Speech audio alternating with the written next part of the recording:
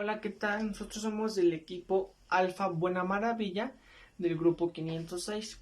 Soy Abraham Yoneca León Herrera y hoy les hablaré sobre los órganos reproductores y la reproducción sexual de una angiosperma.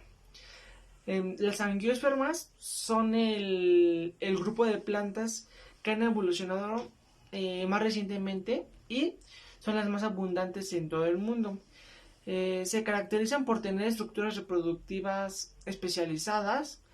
Son flores en las cuales ocurre la reproducción sexual y se forman las semillas, a partir de las cuales se desarrollan los frutos. Sus órganos reproductores son sus flores, ya que son muy vistosas para los agentes polinizadores. Presentan sépalos, tépalos, carpelos y órganos reproductores. Como se puede ver en este diagrama, aquí está el estigma, el estilo, la antena y el óvulo y los ovarios. El órgano reproductor femenino consta de ovario con óvulos eh, situados dentro del pistilo, el cual cuenta con su estructura, con el estilo y el estigma. Como se puede ver aquí, aquí está el óvulo con los ovarios y los dentro del estigma. Así como el órgano reproductor masculino cuenta con estambres con granos de polen. Como se puede ver en esta imagen, aquí está el estambre con los polen o granos de polen. La reproducción sexual consta en la formación de granos de polen en las anteras y de los sacos embrionarios en los óvulos. Los granos de polen formados dentro de la antena son los gametofitos masculinos inmaduros. Cuando maduran, los granos de polen se liberan frecuentemente en gran cantidad a través de las hendiduras o los poros de la antena, como se puede ver en este diagrama. Bueno, me presento, mi nombre es Isaí Gibran García Vázquez y en esta ocasión les voy a hablar acerca de la reproducción sexual. La reproducción sexual se considera una de las estrategias de supervivencia y evolución de muchas especies, ya que sin duda se ha convertido en el método de reproducción más eficaz para poder perpetuar la supervivencia y evolución de especies tanto del reino animal y vegetal. Así como para muchos hongos y microorganismos, porque incluso frente a la falta de nutrientes, muchos seres vivos son capaces de producir mediante la reproducción sexual esporas y otras estructuras de resistencia. Esta reproducción permite a los organismos vivos transmitir su información genética a sus descendientes sin la unión de gametos procedentes de individuos de diferente sexo para que se produzca dicha descendencia. Como pueden ver, aquí hay unos ejemplos sobre la reproducción asexual. Por decir, aquí hay una estrella de mar y se le diría individuo progenitor. Pero al quitarle un pedazo de esa estrella, se llega a una fragmentación. Después, lo que va a hacer la estrella es regenerar el brazo perdido. Entonces, gracias a la reproducción asexual, va a crear esa extremidad de nuevo. Y ese pedacito que se le quitó a esa estrella de mar va a volver a ser va a surgir un nuevo fragmento de ese pedazo y va a crear otra nueva estrella de mar. Y dada dicha esta explicación, ahora les hablaré acerca de sus características y una de ellas nos dice que dicha reproducción existe, en dicha reproducción solo existe un único progenitor. También que las células que intervienen en la reproducción asexual son células somáticas, esto quiere decir que no son sexuales, las cuales se reproducen mediante mitosis, y otro es que no existe intercambio de información genética durante la reproducción sexual, por lo que la variabilidad de los organismos nuevos se debe solo y exclusivamente a posibles mutaciones. Esto sería todo por parte mía. Muchas gracias por su... Hola, mi nombre es Bruno Quiroz Hernández, soy del grupo 506 y me tocó exponer sobre el aparato digestivo. El aparato digestivo es un conjunto de órganos encargados del proceso de la digestión, es decir, que transforman los alimentos para que puedan ser absorbidos o utilizados por las células del organismo. Las funciones que realiza son transporte de alimentos, secreción de jugos digestivos, absorción de nutrientes y excreción de desechos mediante la defecación. Los órganos que están unidos son boca, lengua, faringe, esófago, hígado, estómago, páncreas, intestino delgado, intestino grueso, recto y ano. Y así sería el ejemplo de cómo se vería. Soy Rosa Elena Mora Hernández y les voy a hablar sobre las cucarachas. Su sistema digestivo empieza desde la faringe y termina hasta el ano. Tienen unas glándulas salivales que ayudan a producir saliva y unos segos gástricos que secretan una sustancia mucilaginosa que las protege de cualquier daño. Su sistema circulatorio es abierto y comprende un vaso dorsal con un corazón abdominal que se encuentra ubicado en esta zona y una aorta, que es todo esto, que se abre en la parte interior de manera que los órganos son bañados directamente por la hemolinfa.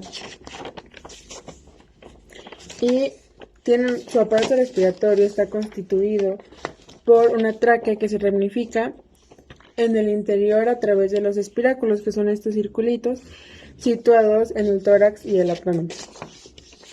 Las cucarachas son insectos de metamorfosis incompleta, es decir, solo tienen 3 etapas. Cuando es un huevo, su etapa llamada ninfa, que es la etapa inmadura, y cuando es adulto. Su reproducción es sexual y su proceso de gestación es alrededor de un mes. Tienen entre 50 huevecillos y a lo largo de su vida entre 200 y 600. Bueno, a continuación les hablaré ahora del ciclo de vida de un angiosperma. Pero antes de eso, les diré qué es un angiosperma. Bueno, pues básicamente es una planta con flor. Son pluricelulares, autótrofas, eucariontes, aeróbicas e inmóviles. Se caracterizan del resto de las especies de plantas por poseer óvulos protegidos por sus frutos, hojas que facilitan la fecundación, alta capacidad de adaptación y flores viscosas. Ahora que ya saben esto, les hablaré sobre su ciclo de vida. Su ciclo de vida empieza en el esporófito dominante de la planta, el cual está formado por órganos reproductivos masculinos y femeninos que se convierten en gametofitos. En los gametofitos masculinos está compuesto por solo unas pocas células dentro de un grano de polen y producen espermatozoides. Y los gametofitos femeninos producen óvulos dentro de los ovarios de las flores, las cuales atraen animales polinizadores. Como pueden ver, aquí hay unos ejemplos. En esos ejemplos se muestra el ciclo de vida de un angiosperma.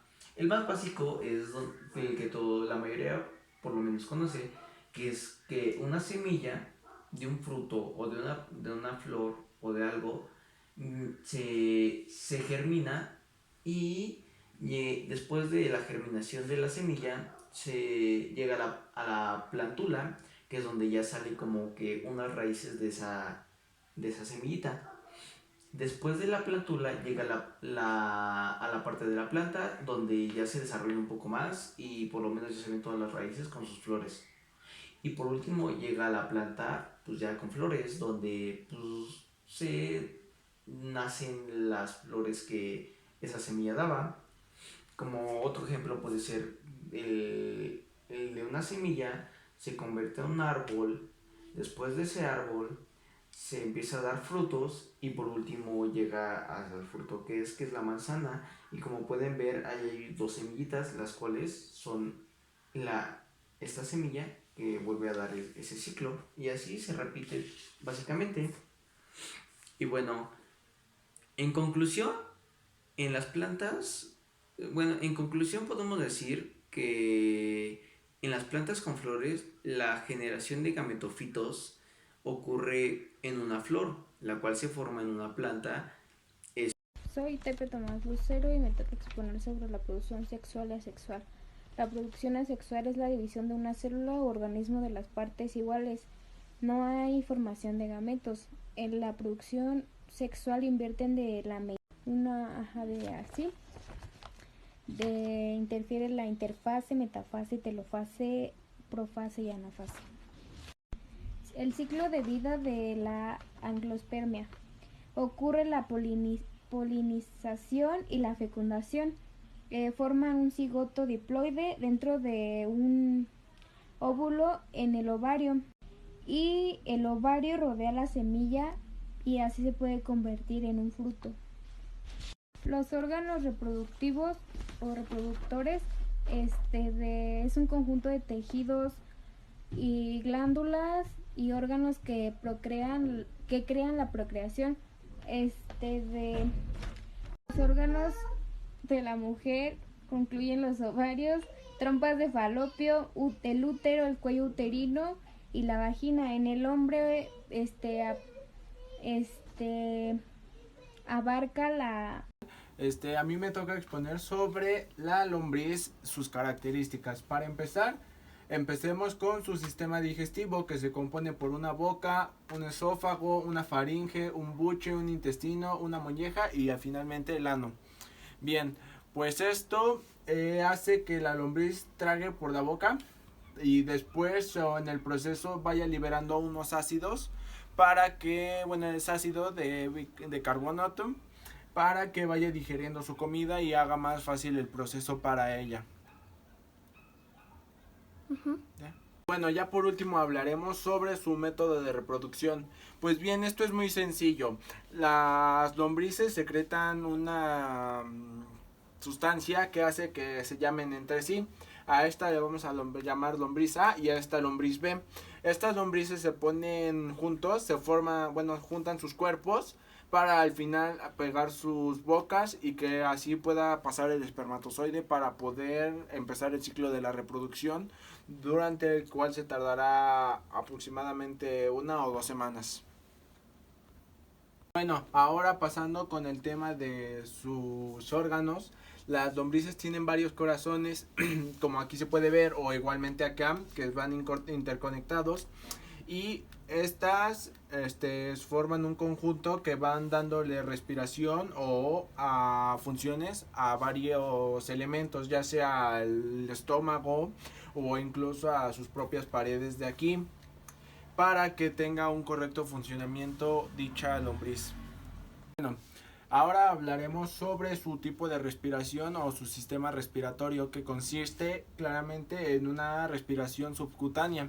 ¿A qué se refiere esto? Las lombrices no tienen ni nariz, ni pulmones, ni nada de eso. Ellos respiran a través de su cuerpo. Para eso ellas necesitan estar en un ambiente húmedo, para que por ese medio puedan respirar o absorberlo y después sacar el dióxido de carbono. De no tener las condiciones o que ellas mismas ya no tengan humedad, ellas morirán asfixiadas.